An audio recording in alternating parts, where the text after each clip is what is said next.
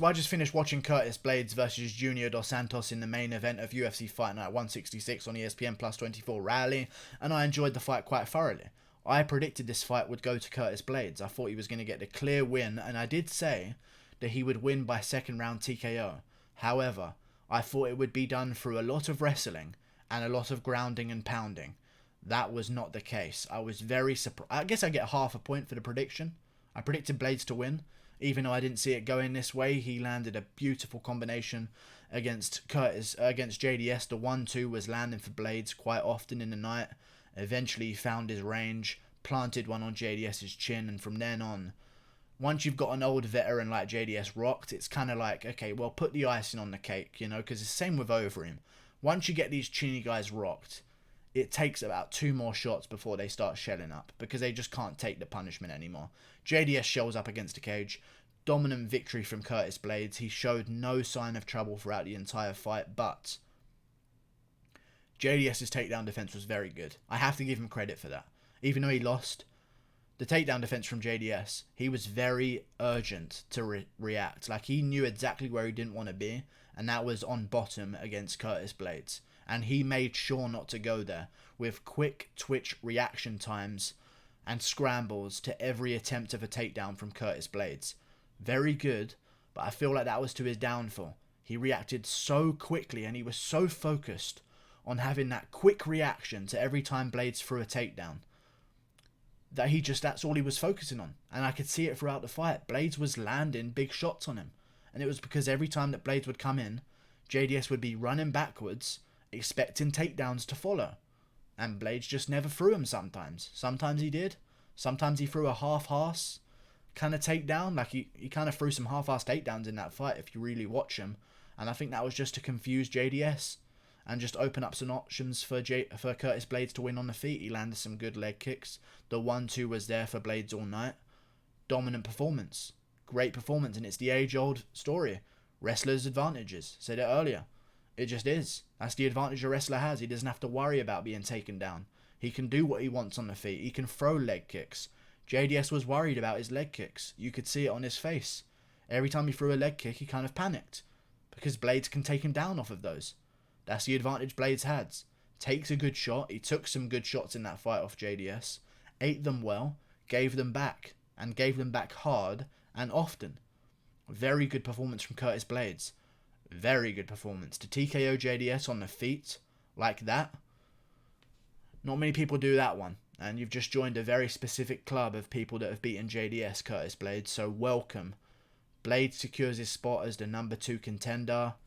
Number 3 contender, of course, because you've got DC and then Ngannou. Either way, where do we go from here? Blaydes was doing good, landed a good shot, blasted him with knees. JDS ended up shelling up, curling over, and you got to stop the fight there, because it's only going to end up with JDS getting completely KO'd. But listen, JDS got paid $400,000. He's not upset. Trust me, he's not upset. He just got $400,000. He doesn't earn win bonuses. So, you know, I'm sure he doesn't even care that he lost, to be honest with you. Even though he would probably have liked to get back towards a title shot. $400,000 to show, with no win bonus. I mean, it's a nice little thing to have. I'm sure he's not complaining too much, you know? But Curtis Blaydes looked real good. Real fucking good. Dominant performance in the main event. What more could you ask for? Great performance. I'm sure he'll get a performance bonus for that as well, because that was a big win for him in his career. But again, what happens next? Ngannou, if Ngannou beats Rosenstruik, he's beat Blaydes twice, technically. Even though it's only really been once, because it was kind of a doctor stoppage. I mean, he's technically beat Blaydes twice, on record. So that's tough. But if Rosenstruik wins, now it's interesting for Blaydes. Because DC is probably going to get the trilogy with Stipe. I think that's probably assumed. And if not, it's probably going to go to Ngannou if he beats Rosenstruik. But if Rosenstruik can beat Ngannou, and this is what Curtis Blaydes should be praying for, because if Rosenstruik beats Ngannou, Blaydes versus Rosenstruik is now the new number 1 contender. And that's his only way to skip past Ngannou. But if Ngannou beats Rosenstruik, Blaydes is probably going to have to fight someone like the winner of Derek Lewis Ali Latifi. Blaydes versus Derek Lewis? Sounds like a fun fight for me. Headliner of a fight night as well, most definitely. Amazing stuff from Blaydes, man. He's just in a tough position if Ngannou can beat Rosenstruik. Because if he can, then Ngannou's 100% going to get the title shot over Curtis Blaydes, which is tough. That's the division that we're in right now. Curtis Blaydes needs to, in my opinion, take some time, evolve his game. For a heavyweight, he's basically a baby. 28 years old for a heavyweight is like being 12 at featherweight. That's basically the equivalent. He's a young little baby in the game. Needs to evolve a little bit more, take some time. Don't rush anything because, I mean, if Ngannou wins, what more do you have to go back to? Like, you're just fighting for nothing at that point. So in my opinion, if I was Curtis Blaydes, I'd soak in this glory. He got paid good with his win bonus, probably a performance bonus on top in the main event.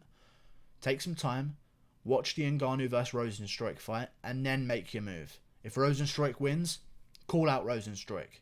If Ngannou wins, I guess we'll have to see what happens with Derek Lewis versus Ali Latifi. But tough position for Blaydes to be in. Very dominant fighter. I told you guys this from the very start. Blaydes is the dark horse for that division. People need to start paying attention. You KO'd JDS on the feet. Take note. Curtis Blaydes is here to stay. I still think he'd have a chance against Ngannou, even though Ngannou would probably beat him. Blaydes is in there. He's in there with the best of the division. He just proved that tonight against JDS. Number 3 versus number 4. Secured his position at number 3. Now he can take some time off. I would put good money that at some point in Blaydes' career, he'll become UFC World Champion. But we'll see just how soon that is. Like and subscribe. Thank you for watching. Click that button there. And for JDS, try and rebook the Volkov fight in Russia. Get paid another $400,000 to lose. Who knows? That's a pretty good deal to me. Like and subscribe. Thank you for watching. Goodbye.